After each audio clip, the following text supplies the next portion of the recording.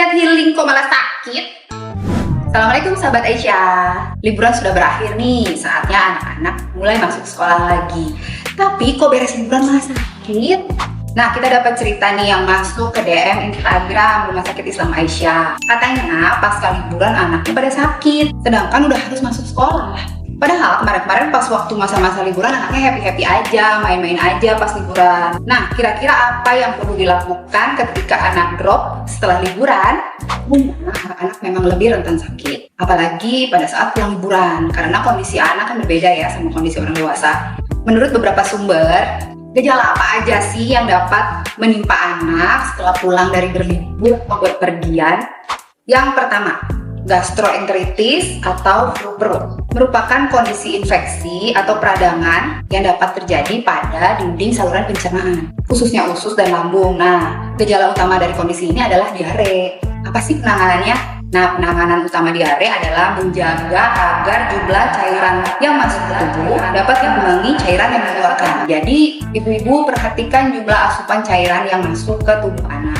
Jadi usahakan apa yang masuk seimbang dengan apa yang keluar sehingga tidak terjadi dehidrasi. Dan jangan lupa ibu-ibu di rumah untuk cuci tangan, karena penularan diare itu juga bisa menular lewat tangan yang kotor. Dan yang terakhir bisa digunakan obat-obatan anti diare.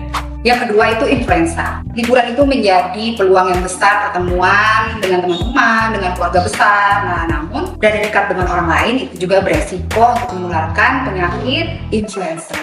Nah, untuk pencegahannya jangan lupa tetap menerapkan protokol kesehatan, yaitu cuci tangan, pakai masker, dan jaga jarak.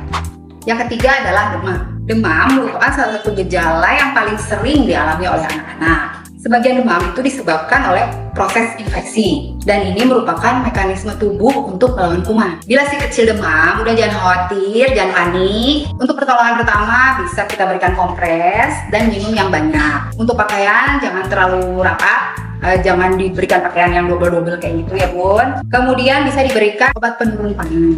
Yang keempat yaitu radang tenggorokan. Radang tenggorokan adalah keadaan di mana terjadi infeksi di tenggorokan yang mengakibatkan pembengkakan dan kemerahan, terutama untuk anak-anak yang mengalami alergi ya bunda ya.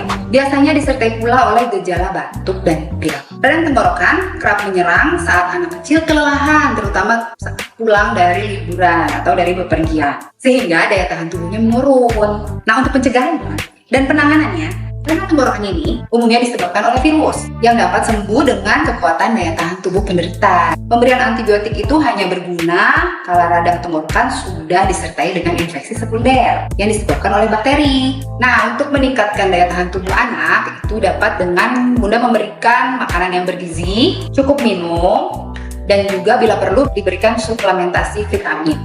Kita sebagai orang tua penting untuk selalu memperhatikan kesehatan anak dengan menyiapkan obat-obatan dan memperhatikan pola hidupnya. Jika terdapat keluhan lebih lanjut terkait kesehatan, jangan lupa hubungi fasilitas kesehatan terdekat ya sahabat Aisyah.